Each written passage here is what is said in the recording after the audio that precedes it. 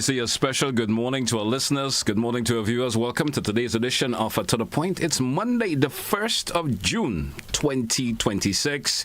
Welcome also to our listeners via our social media platforms, whether it's a Facebook page, YouTube channels. Good morning to you. Welcome. And once again to my guests. Of course, should I say he's making a bit of a debut? So, let's say the bigger man first, right? Yes, of course. Yes. Let me say good morning to Mr. Eugene Gittens. How are you doing this morning, sir? And welcome, of course, to today's edition of To The Point. It's a pleasure to have you. Myself and Mr. Gittens always converse. We do the WhatsApp thing. Right. Okay, good. It's good to have him in we presence. We do the WhatsApp thing, always relation to music. And, but we have him in studio this morning under different circumstances. Yes. So McIntyre, once again, welcome. Good morning to you. And good morning. Very good morning to you. Good morning to my good friend. Yeah, man. Good morning. Gittens as well. We're not going to be speaking music today, I'm sure. Yes. And it's also very good to well, Richard is not here with us this morning, obviously.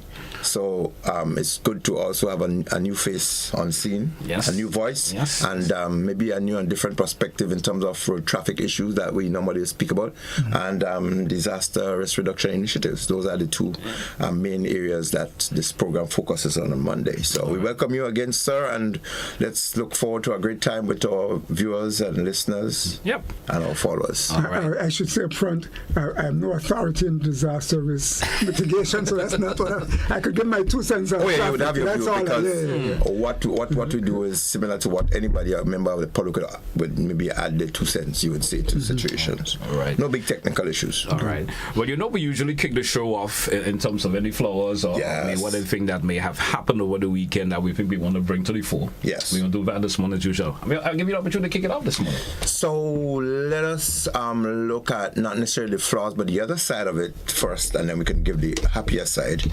We've had some sudden deaths, we've had suicides, we've had persons found that had to be identified. I think we had 4 deaths accounted for within the last couple of days and so forth, and there were 2 very young persons. Yes. There were 2 other senior persons, I think one in the 60s and another in the 70s and so forth, that succumbed to particular circumstances.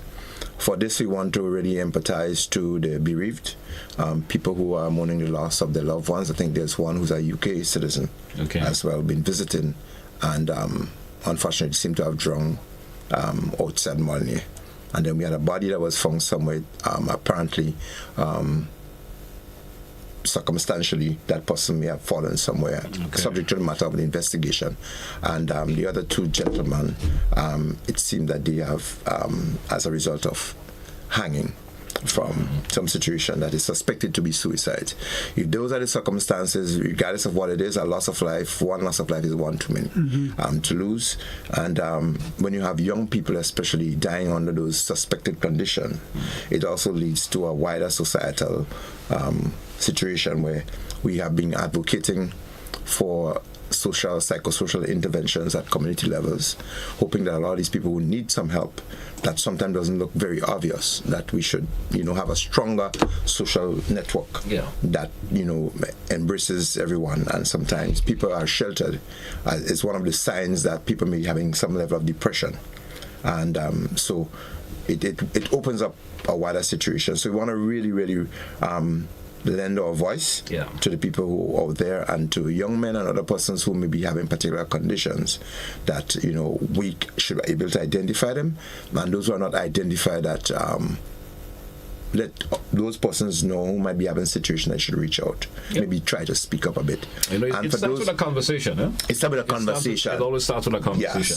Yes. And for those who may have died as a result of conditions, environmentally or otherwise, even on our program, we speak of people having pre-existing condition or underlying conditions.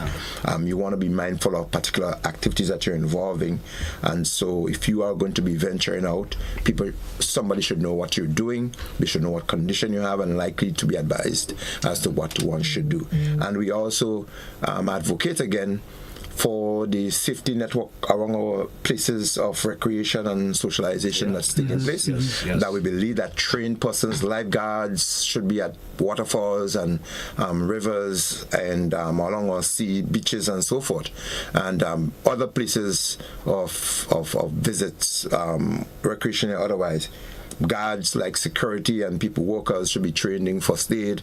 We also suggest that there should be automated devices like AEDs, automated defibrillators, and so on should be there to assist people if there is some level of emergency. So generally, we believe that the fabric of safety, information, and caring, we should strengthen that. If I could just also extend, chime in. Sure. Yes, chime in and extend my sympathy to all the families affected. Yes. Suicide is well, in our culture anyway. Yeah. It's something that reflects some kind of hopelessness or alienation. People feel like alienated from what's going on and revert to that. Of course, in some cultures, like Eastern cultures, it's looked at very differently. It is. It's an honor, them kamikaze bombers. Yes. Yes. They're glorified, but not in our culture. Yes. And so we have to look at the causes and see how we can assist people. While I was sitting there, the gentleman who drowned, was he a Ghanese? Was he Ghanese? I'm not sure of his nationality. No, I think that one is sort of British. Because I was sitting. What about the Ghanese one? Something related, because I just got a text message from a friend of mine in the United States telling me about a Ghanese who died in Grenada. So I guess one of them, somebody might have been. I think that was one of those activities that was happening over the weekend, and I think that individual was found dead. Right, I think that's the one. I think that's the one. I think that's the one. That's the Ghanese national. Yes. There was some particular event taking place, and he was found dead. And I think that's where the Ghanese national came into that. But Sylvan, what you said is so important that we take a lot of things like hiking and the swimming. Yes. A lot of those things we take very lightly. But you're right. We really need to have trained people, lifeguards at some of these sites. Recently we had a tourist, a woman. I think you all talked about it on the show. Yes. Who at one of the falls. Yes. Passed. And then these people shouldn't be allowed to venture off by themselves. There should be guards. I mean, not guards, but people to assist them on the trucks and that kind of thing. So I support you 100%. You're so true about that. Something I want to bring to the fore to Sylvan. I know it's June 1st. There's the official start. Yes, the hurricane season, man. And I was a little taken back. I'm not hearing much conversation from the authorities in relation to, there's that talk out there from you listen to all the international media and stuff, and they're talking about the super El Nino that we may be expecting this year. Yes. I was listening to news in Jamaica and stuff, and it's already the conversation they're having and what to expect in this time around. Yes. So I just as with your authorities in Grenada, we shouldn't be keeping that far back in terms of the conversation. Okay. I think we should be hearing more, getting our minds to a level of readiness. Right. To expect what's to come. Good. Good. So you always smile when I say that. I have to smile because the reason why I'm smiling is because I have been appointed one of the directors on the board of directors for that's the reason why the National Disaster Management Agency. So I'm saying he's now technically the finger point at us. Right. Although the board has been constituted and so on, we have been meeting and so on, and one of our co-functions to be able to advise the agency definitely in terms of something that we realize should be enhanced, and definitely that's one of those. So it's something you're right that we will look into and have the conversation in terms of how we should emphasize on that. But we did have the Met Services, the part of the national entity. They have been speaking of the El Nino factor and so on, which indicates that there is a more likely tendency to have a more heat factor. That in itself, despite the prediction of a below normal hurricane season predicted, I think there's about 13 systems, about 7 of them are likely to become hurricanes, and about 3 of those are likely to become major hurricanes for this year. And so that is technically on average or just a little bit below average. But the point in that it takes just one of those. And they're so much more severe too. Of course. And when you have a El Nino factor that is likely to increase the heat index, heat becomes a fuel for tropical cyclones. Yes. So it means therefore that when you have, I remember one time we had one of our programs, we had a similar conversation. We did say that I said personally I don't trust when you have a below average, because what happened is that one of them seems, when they form up, they seem to be generating all of the energy that all of the others should have. They take everything that they can get. They take everything they can get. So when they do make landfall, it's really devastating. If you take about last year, for instance, in Jamaica. Super 5 and so forth.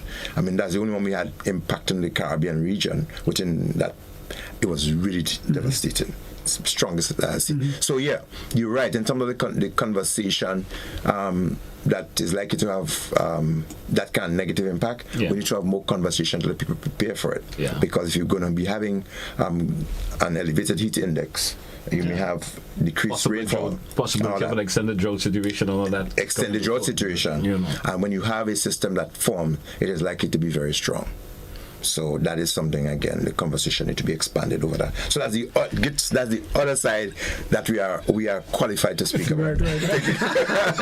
Right. But going back to our usual start off, in terms of the flowers, we usually look at areas. We think that generally that people and things don't really get the flowers sufficient. So we use that aspect of our program every morning. Yes, at least the first segment of it, you know. To give, and how could we not give GBN some flowers for the King of the Grill? Yeah, man. Yes. Oh, yes. We have to give. Putting the community together. Of course. It's very That's positive. a noble initiative. And you all get through it. Well, let's say GBN, You get through again. Because it was a welcome event. Yes. Bringing people together, bringing the culture together. And I like the innovation, the added innovation of the different cultures. Yes, the different cultures. And the young people. And the young people, the youth segment. And then we had the Chinese. The Cubans. It's great. That was really cool, man. It's getting bigger and bigger. Yeah. But they can't go wrong because they advertised for about 6 months before. But they don't pay for that. So that was good. So we really need to give them the flowers for that. I think that was really cool. I mean, put together an event like that, it takes a lot of work. Yes, it takes some money too. So shout out to, of course, Janelle, Eugene, and everybody else. That Eugene is always behind there. She's physically present. That's good. And on all the other hands that help to get it to respond. Yeah, and I think. But GT, I didn't see it on there. No? But GT's voice was in the ad. GT didn't have to be there. He was. GT, I'm not putting on the spot or anything, but we don't have to respond. I was there. You probably didn't see me, but okay. I was there. But you did the ad, right? Didn't you? Your voice. I think I'm making your voice. Yeah. And he spoke about this event. I think it was convincing too. The voice created the conviction. Yeah, of course. You did well, GT, and GBN. I like to stay in the background of these things. But the background was effective. That background voice was very effective. So GBN, kudos to you. Some flowers for hosting a noble event. It has become a calendar event that people look forward to, and the innovations every year. It has to be commended. I think this year was our 15th, if I'm right about it. 15 years of it. The 15 years of it. That much already? I think I hope I'm right about that. All I can say is Richard Person would be very proud because he's the one who always talked about. I don't remember him. Richard Person. He used to be the head of GBN back in the day, Trinidad guy. Yeah. But he always talked about the radio stations getting out there in the community and doing things for the community. Yes. And GBN, I think, as one of your ads says, you lead while others following some things. Yeah, and I think you're one of the entities that you're very community based. You've had the Independence Long Fest competition. You lead that and so forth, which is cool. And then you have the King of the Grill that has taken. I don't know what other events that you really lead. I mean, over the Christmas we had the junior choir competition. We had that was great. And Carnival time they have the soca. So that's coming up. That's one another event that we have coming up also. I think the gentleman is one of those winners. The one who did the the Carousel. I remember I had them with that when they were here. When I first heard the song, I didn't think it would get that far, but surprising. And I hope he's all right too, because a couple of weeks ago he was involved in an accident somewhere in Springs. I was there. He was in one of the vehicles, and so I don't know if it was public, but I went to the accident. I saw him, and so I asked him how he was doing. He came out. I know he had a little bit of issue with his chest and so forth. I don't think it became public, but had it become public, maybe people were going to become very concerned that one of the celebrities was in an accident. But he kept it on the wrap a little bit, and I think from all ends. So he just blew his cover, All right. Gentlemen, we drew for a break. Let's take it. When we come back, we get into a bit of a conversation. We got lots to talk about this morning. Stay with us. Don't touch it out. Looking for the perfect pre-carnival.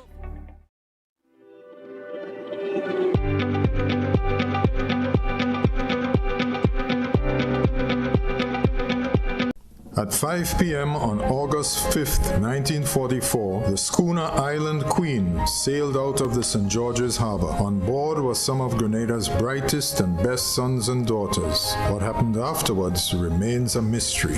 Where Island Queen gone? Heritage Theatre Company presents Lucy's Straw Hat, a full-length drama written and directed by Chris DeRiggs, a moving story about a family caught up in the drama of this great mystery. Meet Mammy Sylvie, a woman with a secret too heavy to keep but too painful to reveal. I'm asking for forgiveness for not telling you the truth. Pa John, the war veteran.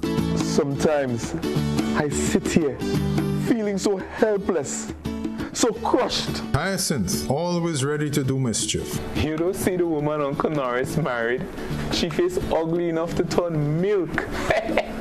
Lucy, beautiful and headstrong. I had a dream, Mommy, that Hyacinth was there, holding my hand. Lucy's Straw Hat at Grenada Trade Center on Saturday 13th and Sunday 14th June, and at the Luke Cinema on Saturday 20th and Sunday 21st June. All shows 7 p.m. Advance tickets $60, $75 at the door. Come join us.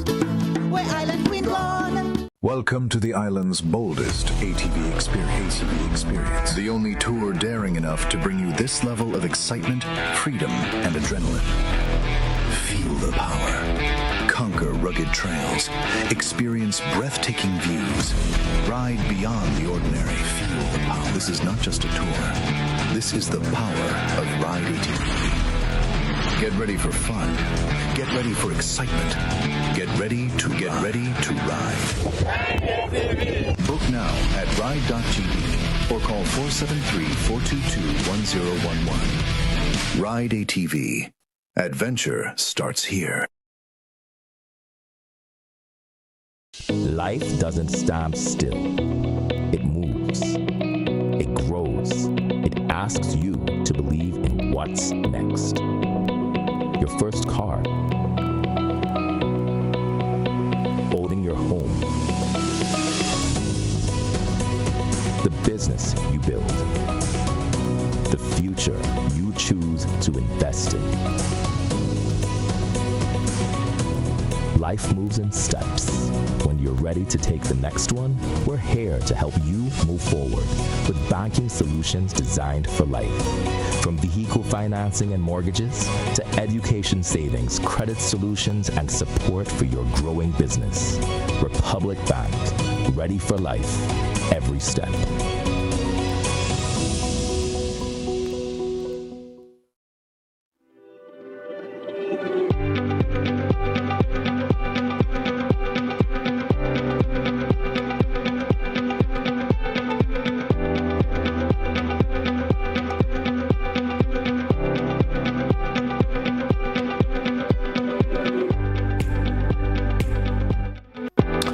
Welcome back once again, listeners. Welcome back, viewers, to The Point, Classic Radio GBN TV. Gentlemen, welcome back.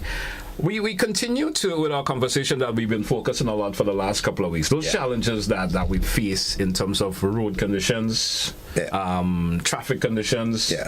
We focus on a whole lot of that this morning. I'm not sure the direction you want to take into this conversation, Mr. McIntyre. I always like to give you the lead on that. And now, of course, we'll chime in as we go, and of course, we'll incorporate Mr. Gittens as we move through this morning. Yes. So there are continuing road challenges that we face continuously, obviously. And we're speaking in particular on road safety, how they impact road safety. There are quite a number of things that happen from the individuals themselves who on the road conditions, prevailing circumstances that drive or affect road safety, and the expanded driver responsibility and the behavior of persons who use vehicles on our road, including the legal authority to even use our roads.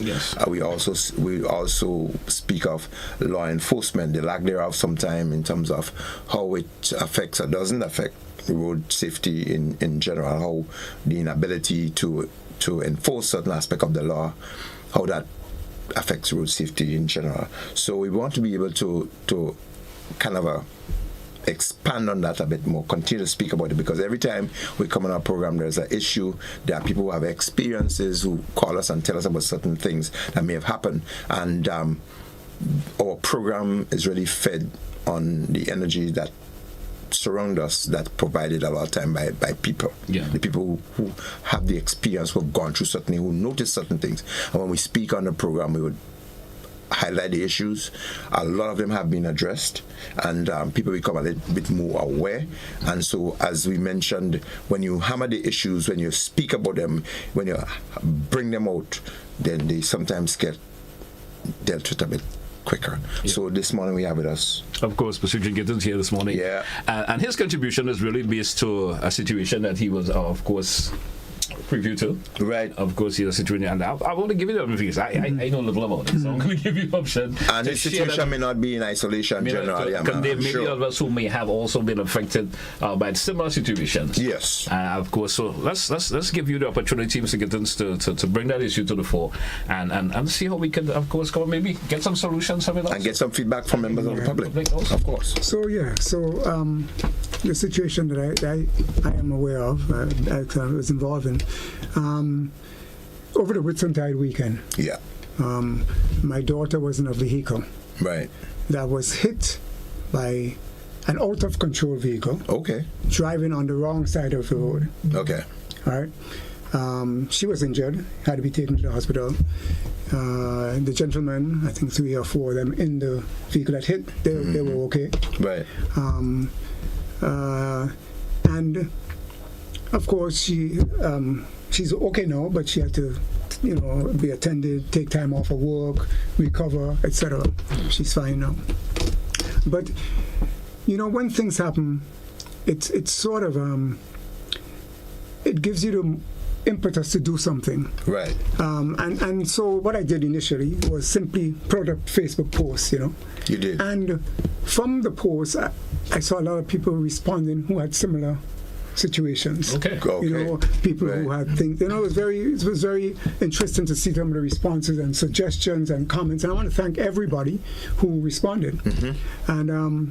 And so what I'd like to do today is to summarize some of those and also give because I'm a road user. I'm on the road every day. Good. And I see things and things happen to me, but I never take it to a level where I want to, really come on air, say something until when it hits home, it's a little different. It's always a little different when it hits home, Because, so one of the things I want to look at is basically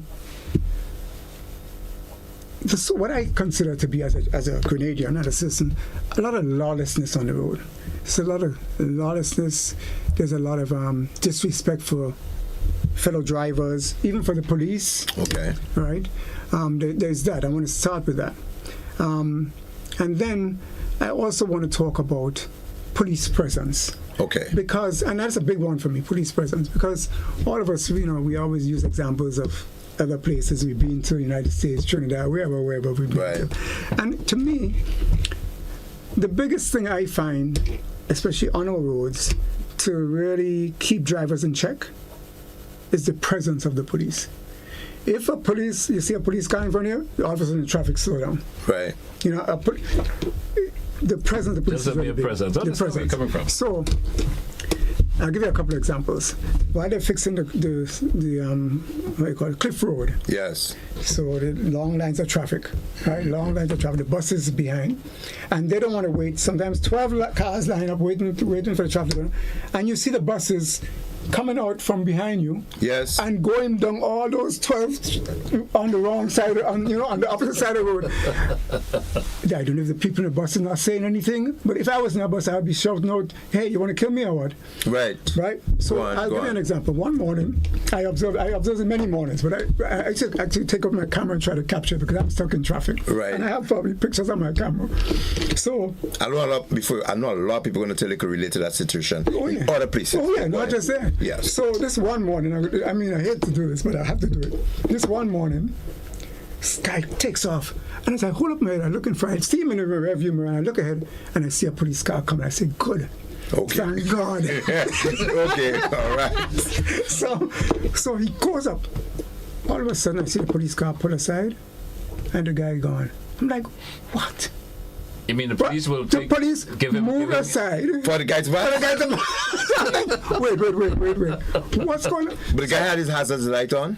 No hazard light on, man. The guy just trying to get through. But you know they also use the hazard light as a means of... Yeah, but his hazard light wasn't on. Okay. So anyway, I took the number of both the bus and the police car. You did? Yes. And I actually reported that one to a high person. Okay. In the force. I don't know what came of it, but I reported. Right, okay, good. But that's one example. But the main things I'm trying to say is that the police presence. So, for example, we know where the trouble points are.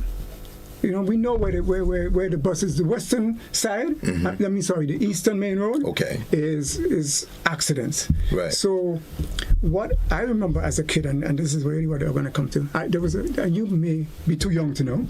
Okay. He's definitely too young to know. Yes. Church and Baragi. You ever heard of them? Yes, of course. Right, of course.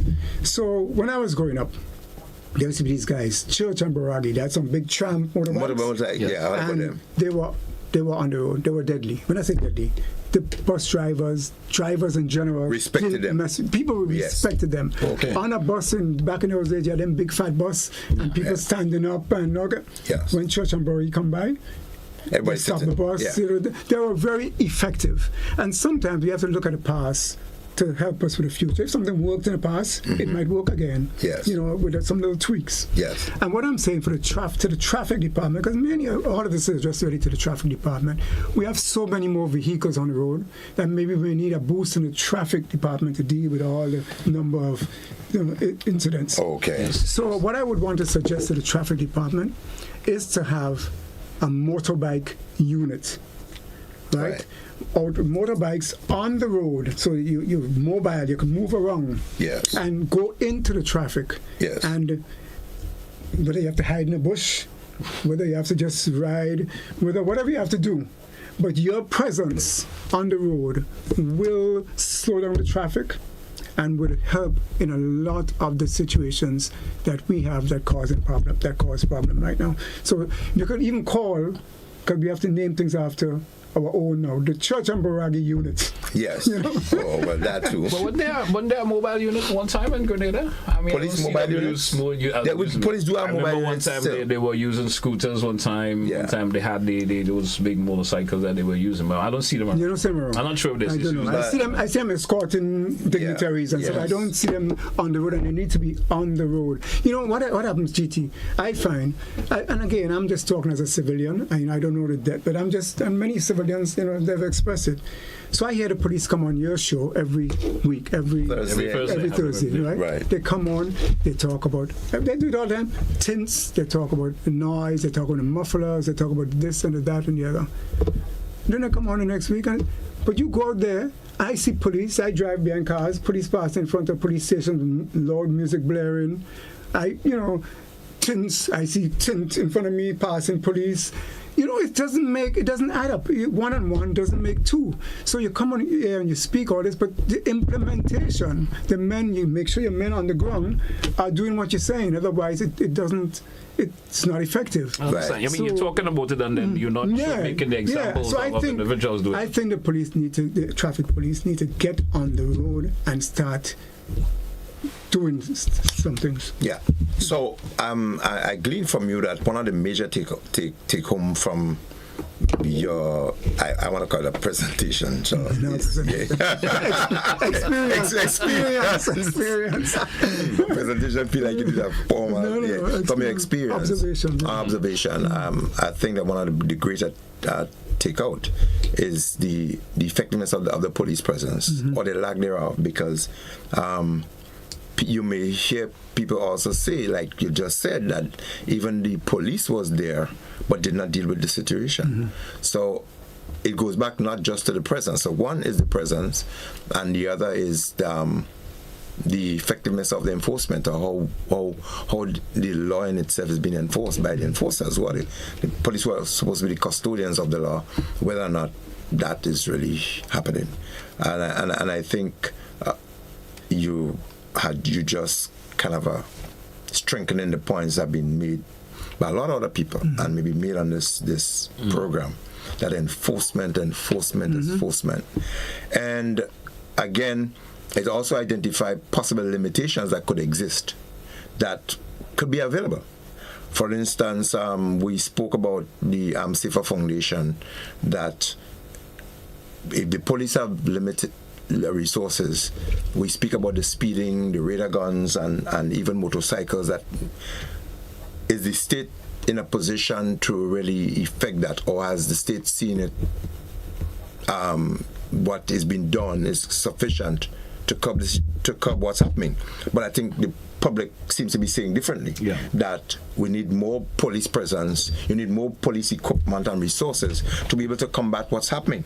And we think that the situation happened to be rolling out faster than how we're dealing with it. So it seems like we're playing catch up a lot of time. But resources has always been one of the ways that the police will say why they are not solving some of the problems that they have, especially with road issues. Resources seems to be the problem. There's not enough officers to deal with it. You spoke about the motorcycles. A lot of the times you hear we don't have the resources. The patrols are more what we'd like to see happening, especially for roads. They don't have the resources. Well, just to include, I don't think it's what you do, but it's how you do what you do. And I don't think it has to be the number, but I think it has to be the quality. He spoke of Boragi and the guys that I heard about, and I would speak of my era when you had one woman called Vinan Smith. She was a powerhouse, and when Vinance alone used to control the entire St. George. Once the bus drivers and people heard Vinan Smith was around, they were in the shell. So it doesn't have to do a lot with the numbers. And I remember one of the commissioners of police was speaking about how you would spread a few officers in a particular area and people would think that you have thousands because of how assertive they are and how they take up their responsibility. So it is pointing back to a lot of issues in terms of the enforcement and the quality of the persons that are put to enforce. So, for example, down by Granance, there's a short, because she's short, Is it Warden? Warden. Effective, man. She is. Okay. I need to put on a stool, though, because you might miss her. Right by Radisson? Yes, man. That's so effective, man. Didn't we speak about that on the program a few weeks ago? Yes, of course. Not weeks. I think it could have been last year before we said that warden and sometimes a police is there. They're so effective in that area. It's such a critical choke point that they need to be elevated, even if it's a temporary elevation for just the period of time when it's really breeze that you get up, because they're putting themselves at risk. And you're right, she's effective there, but and diminutive in stature. I also go ahead. And that means that drivers could miss. Exactly. I also wanted kudos to the guy. I think his name is Paul. I think he's good too. The sergeant now. You have to give kudos to who good. He's good. In the morning time, I think he's good also. Traffic reporter mornings, yes. So I think you're also making the point that it's not generally bad for everyone, but there's just a few individuals that stand out, but the majority, more should stand out. All right. We drew for a break, let's take it. But when we come back, I want us to focus. We spoke a lot about the police, what they do. Yes. But isn't the problem where we as drivers on the road and are making the job for the police even harder? That's why we're not seeing the effectiveness of that. I know of one supporter of the program who has said lawlessness. I heard my co here also said lawlessness. We could look at that when we come back. Stay with us. It's To The Point, Classic Radio, GBN TV. We'll be right back after the break. Don't touch it out. For Grenada.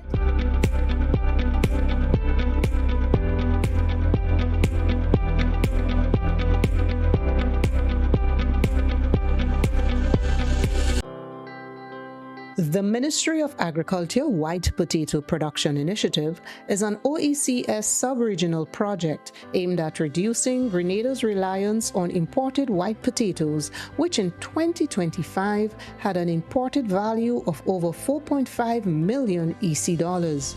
The White Potato Production Initiative is part of the Ministry of Agriculture's food security drive and is being undertaken with the simultaneous cultivation of other crops such as sweet potatoes, pineapples, coconuts, carrots, and other vegetables. Other OECS countries like Dominica and St. Vincent and the Grenadines are already at an advanced stage in white potato production, with Dominica completely cutting the import of white potatoes during the first quarter of 2026. Grenada is now preparing to advance production for better output in 2027. The Ministry of Agriculture, Lands and Forestry, ensuring food and nutrition security for all. So brothers and sisters, yellow! Grenada, the month of June will come alive. 4 years ago, we made a decision to move our nation forward. Now, we are stronger and more determined than ever before. Unity is strength, and we getting stronger. On Sunday, June 21st, the National Democratic Congress invites you to the biggest celebration of progress, hope, and the people-centered leadership at the Monrouge Plainfield for the NDC's 4th anniversary mega rally. Yellow fever. Under the powerful theme, 4 years stronger, you, me, us. Thousands will gather in one voice, one heart, and one vision for Grenada's future. Let me give them yellow, yellow, yellow, yellow, yellow, yellow, yellow fever. Come hear the leadership shaping tomorrow. The Most Honorable Prime Minister Dickon Mitchell, Honorable Andy Williams, the South Boss, Honorable Ron Redhead, Senator Claudette Joseph, Honorable Philip Telesford, and more. Experience live performances, electrifying energy, powerful messages of transformation, and the unstoppable spirit of the people of Grenada as we celebrate fathers across the nation and the world. Contact your constituency office for transportation. Bring your flags, bring your family, and most importantly, bring your yellow. Sunday, June 21st from 5 p.m. NDC Mega Rally 2026. 4 years stronger. You, me, us. Things happening.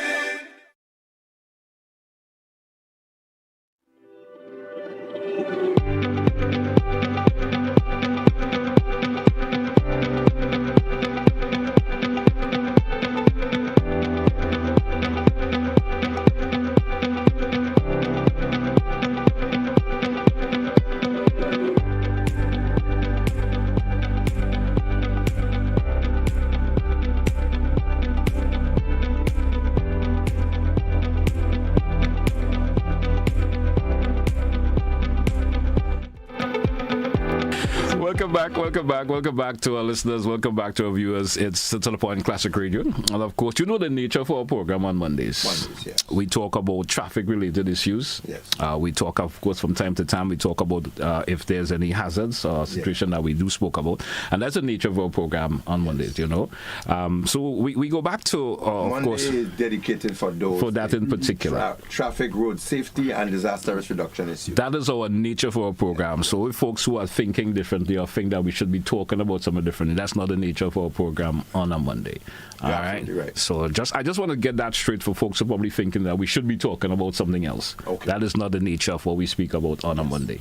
All right. So if you're probably not interested in that, you have way options, as some folks would say. Way options. As we mentioned a while ago, as I mentioned before the break, and I mentioned, yes, we spoke about the police. And their presence can make a lot of difference in terms of the situation we see in traffic-related issues from time to time. But is it also the nature of road users themselves, drivers, even pedestrians at times? Are they the ones that is causing the problem to get to the way that we've seen the police are not being able to handle it as it should? I think, everybody is part of the ecosystem. So the drivers have a responsibility just like the police and everybody else. But if the police is not effective, it give the drivers a leeway to get away with more. So even myself, I might speed sometimes because nobody around to, I need to get somewhere, so I might speed, So what I noticed though, we have taken it to a crazy extent. So now, when you drive, everybody has their own hand signal. There's no standard anymore. Yeah. So there should be a highway code. There should be rules of driving, right? But no, I don't know what to do because some man might tell you that I don't know what they mean. So I just stay still, right? I don't trust. Everybody have their own style. So that's one thing. Yeah, they develop their own means of communicating their own rules on the road. But rules are standard. So we are moved away from the standards. Yes, but rules have to be standard for them to work, right? Yes. So that's one thing. Now, we call it right away. Yes. Right away. That's a thing of the past. If you're here and the traffic, coming down on you, but you have the right of way, you should be allowed to go, but nobody, they keep coming, even though you have the right of way. Is it that people just don't pay attention to it anymore? No, they just don't care, and they want to go where they're going, so you have to wait, even though you're right, and you're the one who has the right of way. And there are a lot of other things, indicators. You see, when you let something slip, then it's hard to put it back. Right. So what happened with indicators? I think it was the bus drivers. They want to move off quick. So what they do, they stop and they put on the right indicator. Right. When you so stop, you would stay behind them. Yeah, so you can stay behind them. But when you stop, you're supposed to put on your left indicator. You're waiting for a little while. Yes. But what they do, they put on the right because they want the other bus to pass, so they want you to pass because they might only just pull out and stay in front of you. Yeah. So no, that's a sign. That's a norm now. People stop for a while, like the buses, and they put on the right indicator. So you don't know when they're going. And that could cause accidents because or you could wait and say, well, maybe they made a mistake. So you see, you can't let the wrong thing go for too long. Then it becomes the standard, and then it's chaos. So I think the drivers have a responsibility, but equally so, the police has a responsibility to nip these things in the bud. You know. I don't think the responsibility is not understood. Mm-hmm. I think drivers, before they attain a driver's license, there are certain conditions they're supposed to abide and meet before they afforded the license, including what you mentioned, proper hand signals, because I know police persons who are bringing up the people for license, they will fail you if you do not do the proper hand signal. Mm-hmm. Yes. But when one gets a license and they go out there, that goes out the window. Mm-hmm. The other aspect of it with drivers, though, and the police, I always maintain that a lot of times the police behave and they reflect aspects of the people we produce in society, basically. So it goes back to the family unit and how people are brought up, how they are cultured, and sometimes they take it into the police force, not what they thought.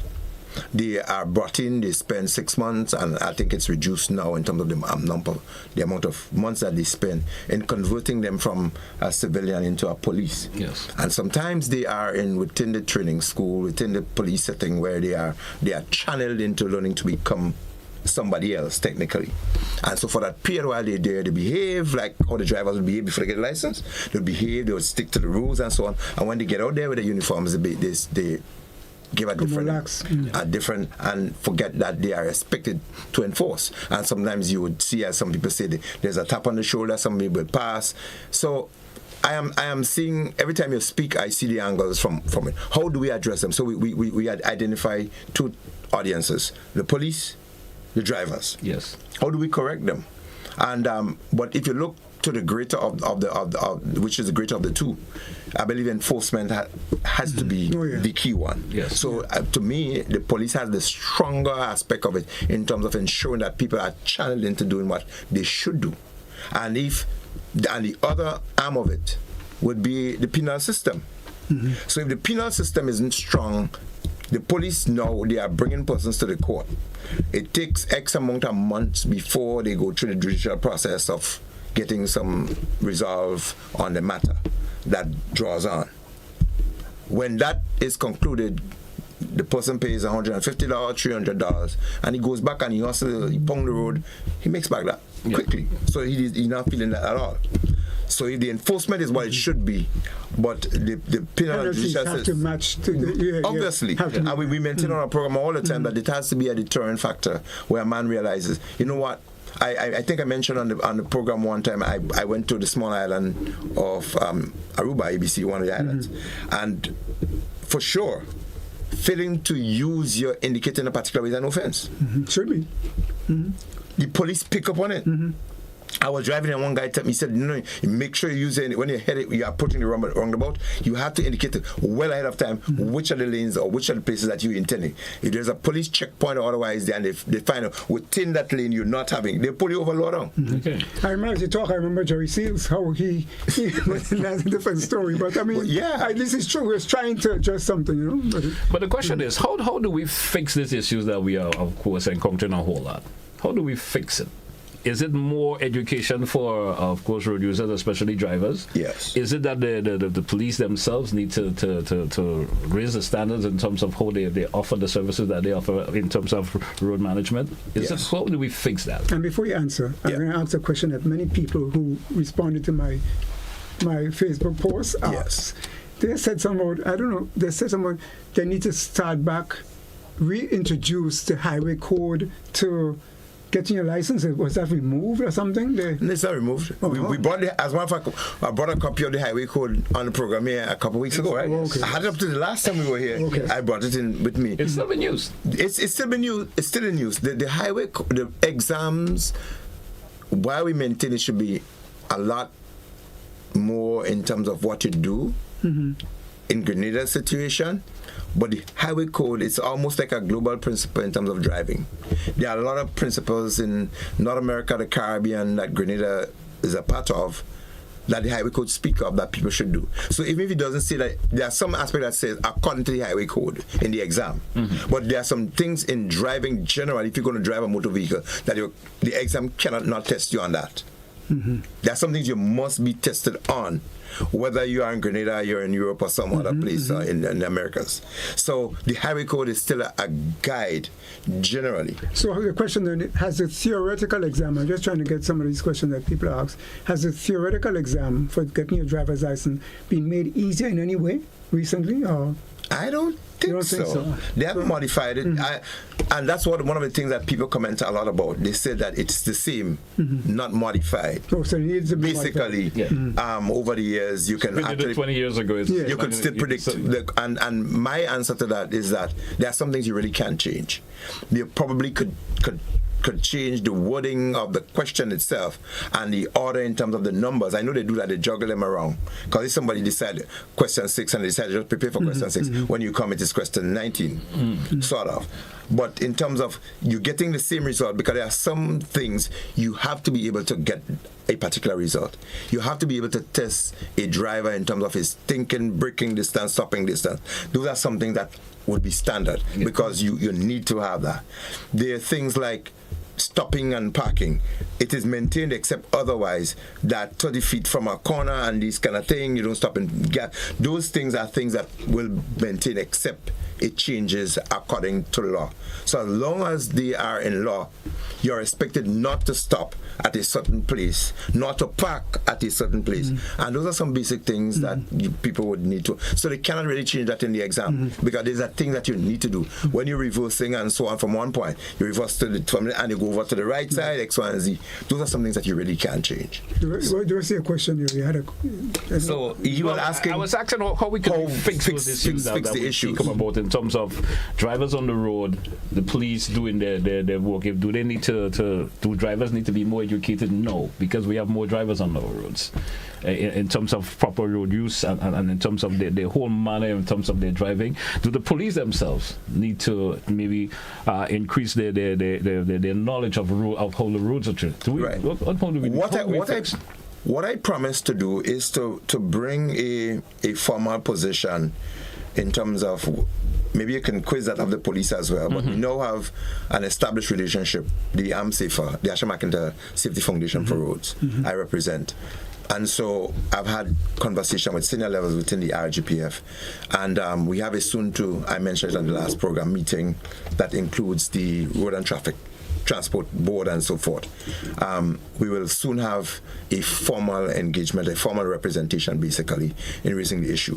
One thing I am assured of though, in terms of how those matters are being currently addressed, the police from the Community Relations Department, I don't know by reason of an assignment or otherwise, but they do follow our program. So they are listening on what we say. So what they do, and I had that for a formal response on that. And Commissioner, we do have interaction as well. So he gets that feedback on some of the issues that people raise. So your concerns that may not be formally reported to a police station or so, when it is being aired, they do take a note of it. And I know at senior officers levels, they would discuss those issues and say, this is what they're picking up and so on, and would put things in place to address some of those. So I think one of the ways in dealing with it is having a formal means of channeling the issues that people raise and a feedback mechanism. And the other one that we mentioned before on the program is also the licensing, the training regime. That is a general conversation. So that's why I say I'm going to give you a formal official response, because I know I had discussion with the police in terms of where they are in terms of tweaking the exam process and preparing drivers to be drivers. And they train the trainers, what standards do they maintain and so forth, and how are they expecting, how you can improve that. And the final angle I'm driving strongly is having our foundation as one of the entities where the penal or judicial system will give people as not a penalty but something to do as a development process, that they do attend some of our defensive driving courses. Okay. And formal instruction in terms of improving the weaknesses that are identified. And so that other institutions may arise within Grenada where persons will be directed. So for instance, if the court direct community service to people over a period of time, part of the reason would or the area would be you are to attend a formal. I mean, I wanted to speak about it, but I wanted to hold it back. In my son's case situation, one of the judgment that was handed down, one of the aspect of it was for the guy who killed my son. One of the things is for him to have attend a formal a driving course and provide a feedback to the court that he has done a defensive driving, and he's banned for driving in Grenada for 5 years, I think it is, and so forth. So in those situations, the system should also channel drivers who have repeat offenses to go through some formal course of training and provide evidence that they've done that.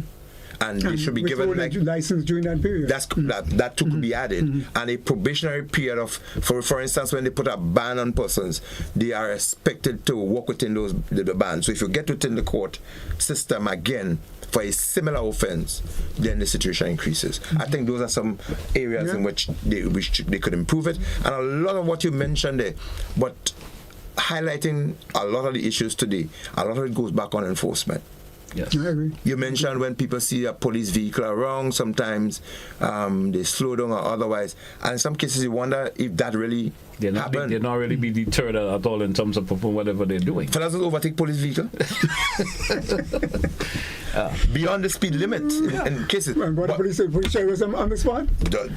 Does it happen? The police pursue the person with a siren and so on, pull them over and say, you passed me, and when you passed me, your speed limit was X. Yes, that's what, But what happens if the police officer, for instance, who's driving a police vehicle, probably is not the particular division that he's that was a question I had. That's a question I have.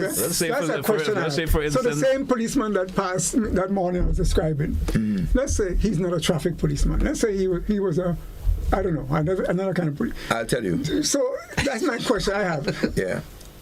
Any police, how just talk to that, speak to that. So every police person, once you go through a training school, you're trained to do all aspects of what a police is supposed to do. And after graduating from police training school and spending some time during your probationary period, so there's a probationary period of 2 years. Sometime within that time, people get assigned to particular specialized areas. So people are assigned to specialized areas, and they're expected to lead the function in those areas. However, everything on the books that a police is supposed to do, every police officer is authorized to do. Because they could be called from that unit to another unit at any point. That's correct. And whether in uniform or not. So a police officer who is attached to a plainclothes brand, CID or otherwise and so on, they don't wear a uniform. But they do have the authority to effect a traffic offense.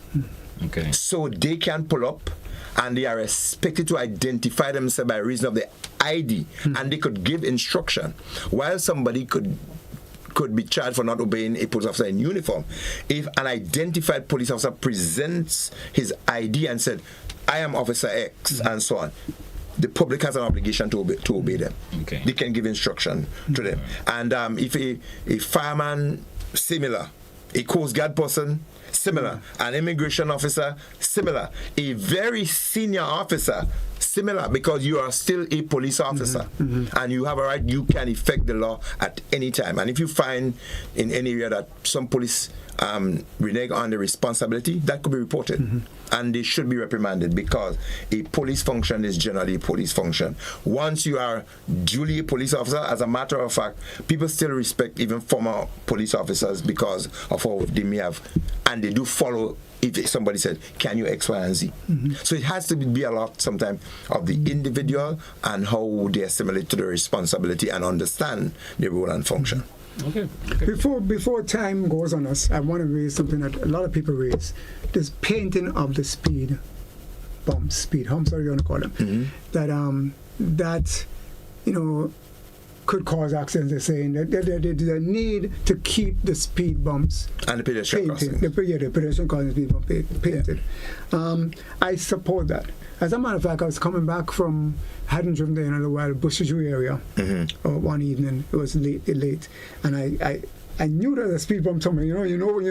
People should be coming up around here. Yeah. And I'm in my mind, I'm like, where's the speed? And then all of a sudden, went up in the air. Right. And it brings me to a point which I'm going to make a kind of joke about, but it could be serious. I later saw in the news very recently that the police had put up a billboard around the same area. Oh, that's recently? Yes. Right. I think the billboard says somewhere, I don't know. Anyway, a billboard for drivers to help slow down the traffic. No. Your guy on the morning, what's his name? Whatever his name is. Paul San Paul, yes. He always talks about if you texting while driving. If you're texting, you're not driving. Who's driving? Who's driving? And I'm saying to myself, as again, a little citizen, I just have to get up, if I am reading a billboard, if I have to read a billboard, my eyes are off the road. No. You need to stop. You need to stop and read the billboard. Okay. So I am wondering how effective this to be if you want to take care of accidents and stuff. If I have to listen, I drive all the time. Yeah. I remember in my story, my wife was driving, and I said, hey, they just put this billboard out. She said, no, that billboard been there for years. I said, but I never had a chance to. Because I focus on the road. Yes. I don't focus on the billboard. The billboard's for the passengers or whoever. So to me, the painting of the speed bumps should be more effective, a priority than the billboards. That's all I have to say. I have a different perspective on it, but I'll tell you in a minute. We run out of time. We have time, but we probably can. I mean, our phones are going to. We may have to take a couple of calls because there are folks who want to chime in. Yeah. But if you want to make your point quickly, and then we take the calls. No. The aspect of the billboards and so on. You're not supposed to because you have to be attentive to the road. So you have to be able to glance and pull something from a glance and not stare or allow it to distract you. So but proper location plays an important part. There has to be distance enough, and the font has to be in a certain way that you can get it read and understand it from the distance without losing focus on the road. Listen, the best place to put on billboards, you see that from Wall Street going up to a food fair? From Wall Street going up to NCB Bank. Yeah. Where the traffic always congested, you can put a billboard there, man, because you're always stuck in traffic. You can read anything you want to read. Yeah, places along the road you need to have it. Okay, good. We do have a caller. Caller, you're live. Good morning. Welcome. Let's share a contribution. Good discussion there. Okay. Thank you. Yes, I was driving somebody to the hospital, and the wrecker overtake me from Belmont, and you know what somebody are going to the hospital. So when I reach by the fire station, he just swing in there, and I continue with the speed I going with. He overtake me, and then I pass in the shortcut behind the water, the Nawasa, to go up to the hospital to drop the man. Thank you. I'm not sure. I didn't really guess exactly what he was trying to. He was saying something took him from some place. There's some machine that overtook him, like thing that created some scare, reckless driving on that. He was machine. Carrying someone to the hospital or something. Caller, you're live. Good morning. Welcome. Yeah, good morning. Good morning to you. In terms of the operation of the police force in traffic and so forth, I think as Grenadians, whether police or citizens, we need to learn to have mutual respect and draw a line. As a police officer, you need to know how to draw a line. If somebody is your friend, you're on the job, you're doing a service to the nation, and it has no friendship in that. Not because you may know the person, you may be lenient and so forth, but you have to learn how to put your duties into perspective, and be more professional in what you're doing. stop joking around and, them kind of thing. Both the police and the citizen need to respect them in that manner also. That's my contribution. Thank you. Thank you, caller. Thank you. And great contribution, because, sometimes folks mix their friendship and business. Sometimes we say that. Yeah. Folks mix that up. Country, everybody. And because, I probably know Mr. Gittens, and he's a police officer. I feel like it's speak in a particular way around it, because we know each other on maybe on a close level. And a police civilian demeanor in public could read a lot of different ways. So true.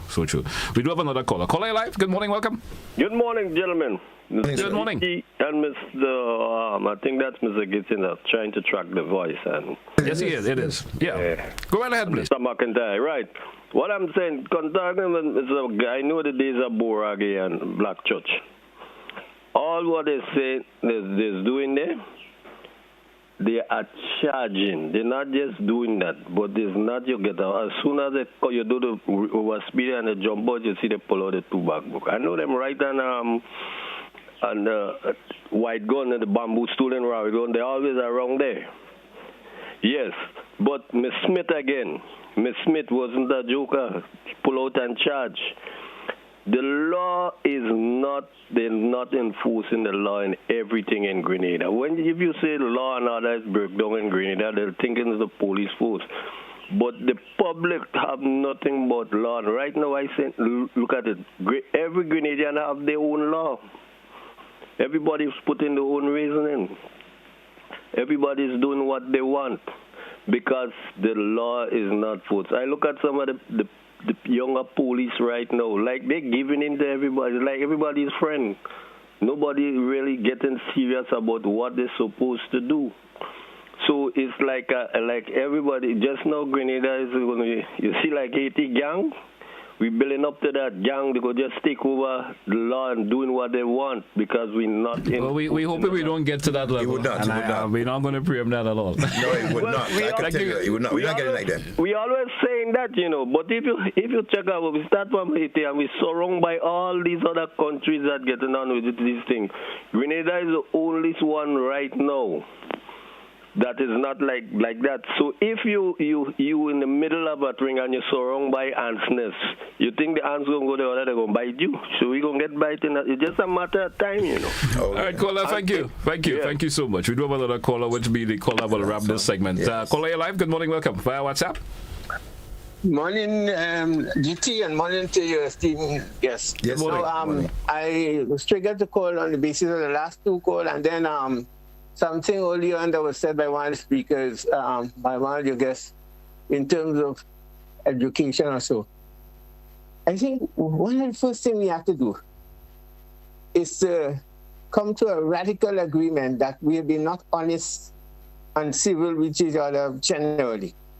So in terms of reforming ourselves, we need to go and embark on some effort to help us to be more civil, to be, and to make us citizens with responsibility. That's not the case that's happening. Even sometimes when I reflect on the role of teachers, parents, and other influencers, there's a lot to be desired. We don't have examples. I mean, when I say that, I don't mean absolutely, but there is scarce examples. And the mention of the officer, like the woman police was mentioned, and a few others. We need people who stand up in spite of connections. The problem with connection, if you are related to me, if I know you, we need to really let the thing happen. If we have an agreement that we need to be lawful, we need to be respectful, that should be the norm, that should be the order of things. But we let people get away. Unfortunately, I know I can't take the whole morning. Thank you. Thank you so much. And now this caller was going to wrap the calling segment up this morning. Closing contributions. I want to say thanks to Mr. Gittens for popping in and of course sharing his experience this morning.